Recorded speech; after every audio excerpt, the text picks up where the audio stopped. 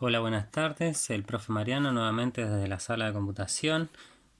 Hoy vamos a estar trabajando un poquito lo que es la teoría de la programación. Algunas cosas estuvimos viendo, por lo cual voy a repasar algo de lo que ya hemos estado anotando en nuestra carpeta. Y también voy a estar ampliando un poquito lo que es la teoría acerca de la programación.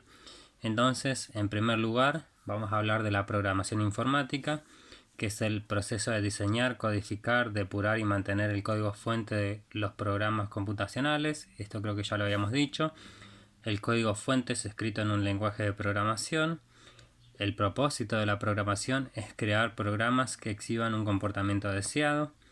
El proceso de escribir código requiere frecuentemente conocimientos en varias áreas distintas. También el dominio del lenguaje a utilizar, algoritmos especializados y lógica formal. Programar no involucra necesariamente otras tareas tales como el análisis y el diseño de la aplicación, aunque sí suelen estar fusionadas en el desarrollo de pequeñas aplicaciones. Muy bien, esto es algo de lo que habíamos estado viendo. Vamos a continuar un poquito con lo que es la teoría. Eh, un algoritmo, vamos a hablar de algoritmos. Es una secuencia no ambigua y ordenada de instrucciones que se siguen para resolver un problema. ¿Sí? Recuerden que en programación hay muchas formas de poder resolver algún problema, pero la idea de poder conseguir un algoritmo óptimo es una secuencia en la cual no se encuentre con dobles caminos, digamos por así decirlo, o que se preste a malos entendidos. A eso se refiere con que no es ambigua. Obviamente está ordenada y como decía la teoría, lo que hace es seguir las instrucciones para poder resolver el problema que se quiere. Bien, avanzamos. Se han propuesto diversas técnicas de programación cuyo objetivo es mejorar tanto el proceso de creación de software como su mantenimiento. Entre ellas se pueden mencionar las siguientes.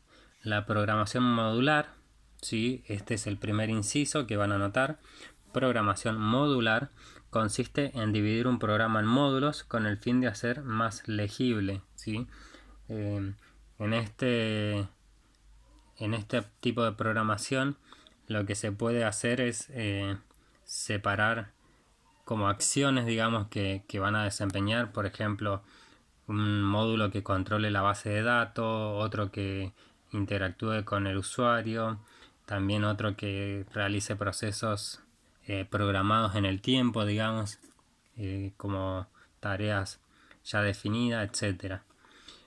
El siguiente inciso, repito, el primero era entonces programación modular, el siguiente es programación estructurada. Un programa puede escribirse utilizando únicamente las tres instrucciones de control. La secuencia, ¿sí? Que es el inicio y el fin, ¿sí? Generalmente en lo que es la programación Java lo vamos a encontrar con la llave que abre y la que cierra, ¿sí? Todo lo que esté dentro de eso va a formar parte de la secuencia. Instrucciones condicionales, en este caso las instrucciones van a ser el if, else, ¿sí? O en español como lo vimos en pseudocódigo, el si entonces, si no, y fin sí obviamente. Y por último la iteración, ¿sí? Estas son las tres instrucciones de control. La iteración se refiere a los bucles repetitivos, digamos, que ahí vamos a encontrar el while en programación, en Java, perdón, o el for, ¿sí? Son iteraciones, ciclos que se repiten dependiendo de la condición. Muy bien, pasamos a la siguiente. Entonces tenemos, repito, programación modular, programación estructurada. La siguiente es programación orientada a objetos, que con esta están un poco más familiarizados por el hecho que han programado en Java y que es casualmente un lenguaje orientado a objetos.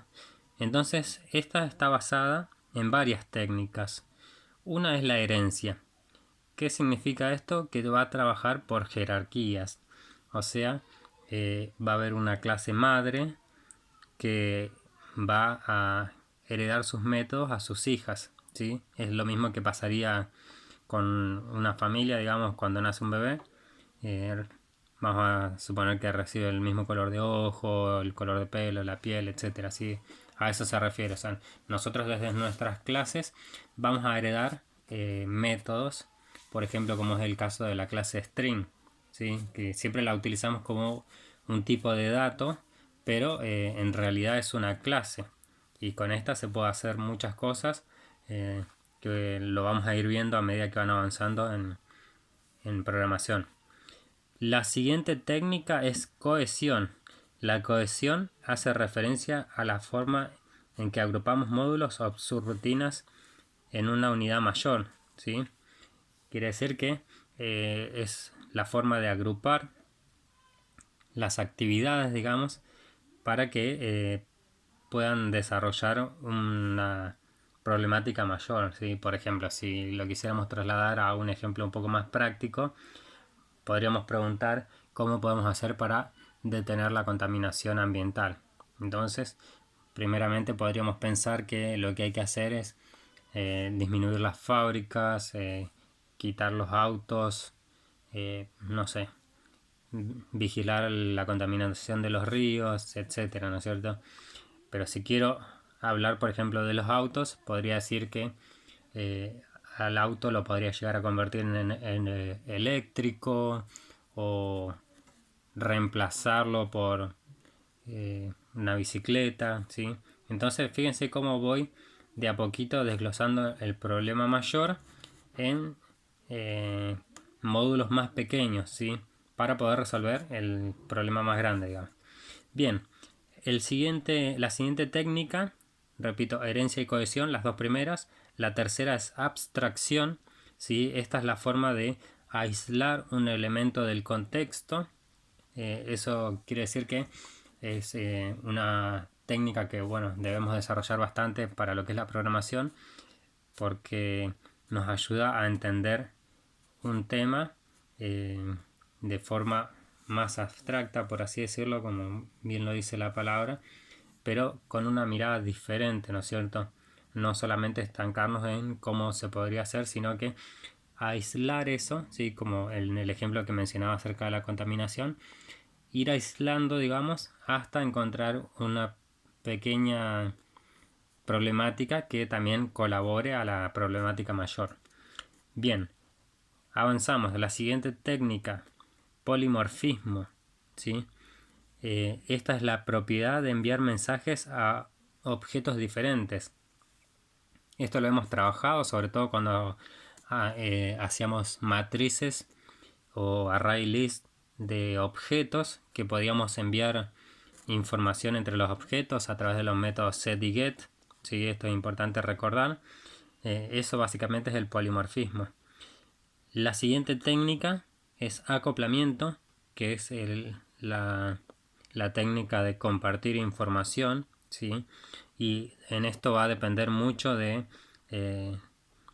los privilegios que le damos al usuario y también cómo fueron catalogadas esas variables, si son públicas, si son privadas, si son protegidas o si son finales, digamos, referido a variables que no se modifican, como es el número pi, ¿sí? En matemática. Bien, y la última técnica es encapsulamiento, que es el ocultamiento del estado, ¿sí?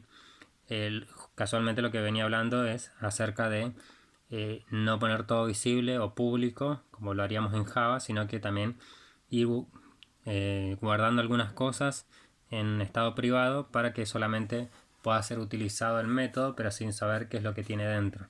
¿Sí? Esto es encapsulamiento. Bien, entonces avanzamos por la última de las técnicas, ¿sí? Vamos a repasar. Teníamos programación modular, programación estructurada. Dentro de la estructurada teníamos secuencia, instrucción condicional e iteración, ¿sí? Esas tres. Y después la siguiente era programación orientada a objetos. Dentro de esta teníamos herencia, cohesión, abstracción, polimorfismo, acoplamiento y encapsulamiento.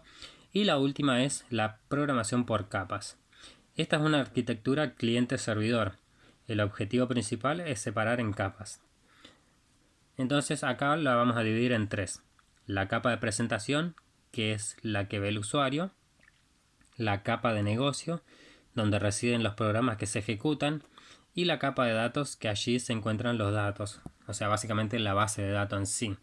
Entonces tenemos nuestra arquitectura nueva, digamos, o programación por capas, donde vamos a ver, por un lado, la interfaz del usuario, ¿sí? Por otro lado, la lógica del programa, que es la capa de negocio, o sea, cómo va a funcionar una vez que tomo los datos por la interfaz, por la ventana, qué es lo que voy a hacer con ello. Y por último, la capa de datos, que una vez que la capa de negocio procesó esos datos, los almacena por medio de la capa de datos en una base de datos. Así que bueno, esas serían eso sería lo que vamos a agregar acerca de las técnicas de programación. Vamos a ir avanzando, pero lo vamos a hacer paulatinamente, perdón, como para no llenarlos de tanta información y ir subiendo videos cortitos, básicamente uno por semana o dos por semana, dependiendo. Así que bueno, chicos, que tengan una linda tarde y nos vemos en la próxima.